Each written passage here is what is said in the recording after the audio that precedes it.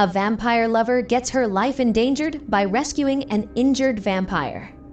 In the cold and snowy times around Tahoe Lake, a young and struggling novelist exists, only to obsess over writing vampire-based fiction. However, her dull life turns upside down when an injured vampire hits her window in the shape of a bat, and she decides to rescue it and heal it, not knowing its reality and the trouble it is going to bring along with ticking time. The movie opens with a young girl living near Lake Tahoe. As it starts snowing outside, the girl goes out to look for her dog and bring it back home. Little to her surprise, she finds her dog's collar hanging on a tree branch, drenched in blood. Before she gets to panic, 2 female vampires and a male vampire gang up on her to quench their bloodthirst. The scenes are then shifted to the film's lead, Olivia, a struggling novelist who lives in the same area. She loves to write about vampires because she's obsessed with them. That day, she is disheartened by receiving a letter from the fiction department, rejecting her content for having an overwhelming volume of material. The following night, after writing her novel, Olivia pours herself a drink. Suddenly, an injured bat hits her main windows. Out of pure kindness, Olivia takes a shoebox and goes out to rescue the bat. She brings the bat in, gives it some water, and puts a bandage on its wounds. Olivia decides to put the shoebox in the garage and goes to bed. The same night, a police officer named Julius is seen interrogating and patrolling in the same area as Olivia's. The next morning, when Olivia is on the phone with her sister, she overhears strange noises coming from her garage. So she takes a mini sword and goes into the garage, only to find out a full-size naked man lying instead of a bat. The man growls at her to scare her away. Simultaneously, Julius comes to Olivia's doorstep for interrogation. She invites him in without looking suspicious. When he asks Olivia about any suspicious activities going on in the area that she may know of, she bluntly denies seeing anything out of order. Julius even shows her the pictures of the vampires on his tablet, asking if she's witnessed any of them. One of the pictures shown to Olivia is of Luke, whom she rescued last night, unaware of his reality. Hence, she bluntly lies about not seeing any of these. It can be assumed that Julius is looking for Luke because he attacked him last night, but he ran away, which brings Julius to interrogate everyone around the lake, including Olivia. Now, Julius hears some sounds from the garage, which prompt him to ask about it in a suspicious tone. Since she loves vampires and has helped one since last night, she chooses to keep it a secret from Julius. Instead, she makes up a lie, saying the noises are being made by her pet cat, Buster. Now, Julius finds Olivia a little more suspicious when he looks over a vampire-related novel of hers on the table and vampire fangs as ornaments on the Christmas tree. He hands out his card to Olivia and leaves. When he gets into his car, he calls the other cops and reports that Luke might be with Olivia. Now, Olivia quickly runs to the kitchen and breaks some raw spaghetti to make a crucifixion to scare away Luke because she believes in such stereotypes about vampires. She then takes a bucket and dumps in some old clothes to give to Luke. When she goes to Luke to give him clothes, she observes that he's slowly shape-shifting into a proper human now that he's healing and becoming better. She hands him the clothes and asks how she can be of any help. Luke asks for some blood instead. Contrary to Luke's aggressiveness, Olivia can't help but spring around the house with joy and excitement as her fantasy has come to life. Without a single doubt, she rushes to a market and arranges small containers of blood from the butcher's shops.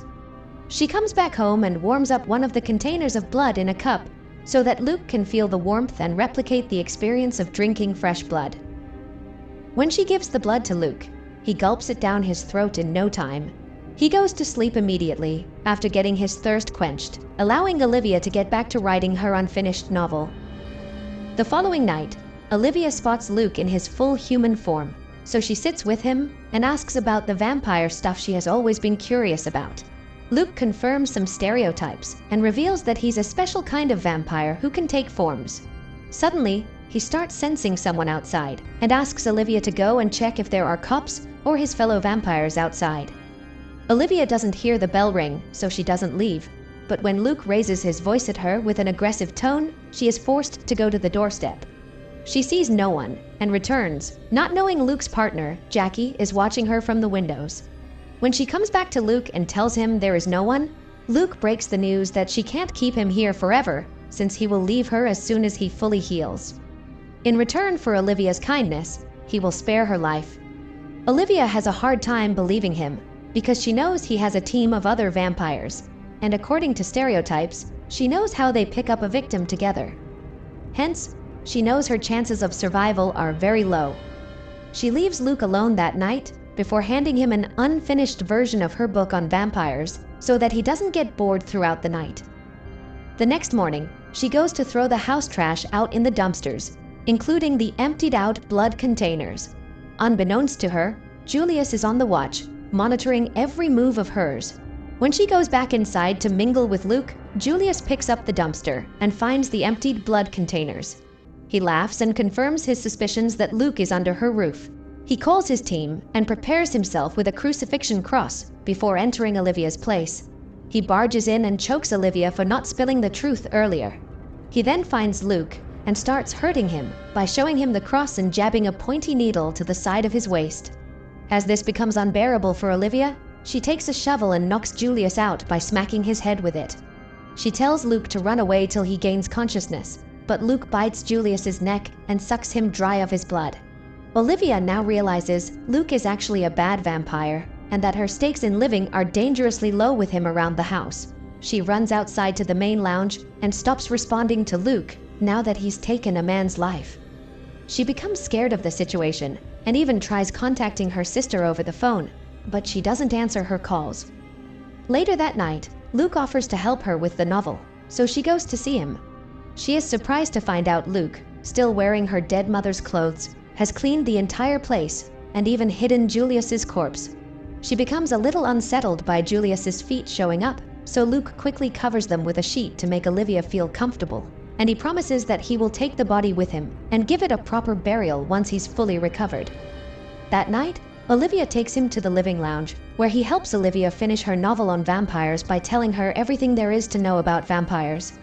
The following night, when Olivia goes to sleep, Luke's friends come to Olivia's garage door to take Luke back, but he doesn't let them in and tells them to leave without him. The next morning, when Olivia comes back from a market trip, she finds Julius's car, so she unlocks it and tries to get a hold of his tablet, where all the useful and necessary information about the vampire is.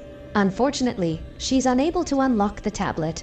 When she further looks around the car, she finds some equipment, including an old-school crossbow, which Julius had to fight against the vampires. She puts everything back in its place and leaves. The following night, she spends Christmas with Luke by gifting him a decent pair of pants and a shirt, so he can come out of his dead mother's clothes at last.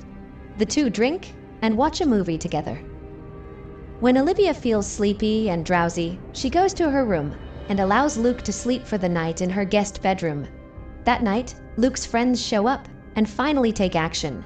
When Luke steps outside to see them, they overpower him and barge inside the house.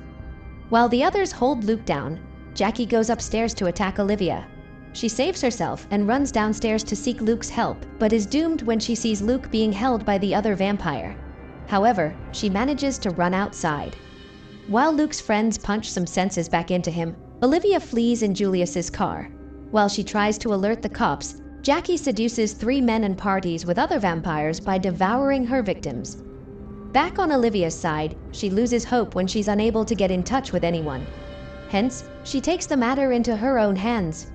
She waits for the night to end and makes her move in broad daylight since they can't get sun exposure. When the sun rises, Olivia enters her house with the crossbow. She spots a male vampire sleeping in the lounge. She ties a sheet around his face and drags him out in the sun, where the vampire chases her, but she manages to jab an arrow in his heart, ultimately ending his life. She then comes across Jackie and the others. She successfully takes down everyone, except Luke, who is innocently hiding behind her Christmas tree. She decides not to shoot him and captures him instead, because she's skeptical about him regarding taking human lives. The scenes are then cut to 10 months later, where we see Olivia in a library, signing her published and now gone successful novel, which she couldn't have finished without Luke's help. We then see Olivia taking a tray with cups of blood to her garage, where she's tied Luke to a chair. The movie ends here. I hope you liked the story recap. Don't forget to like and subscribe to our channel. Thank you for watching, and see you next time. Stay tuned, and until next time, stay captivated.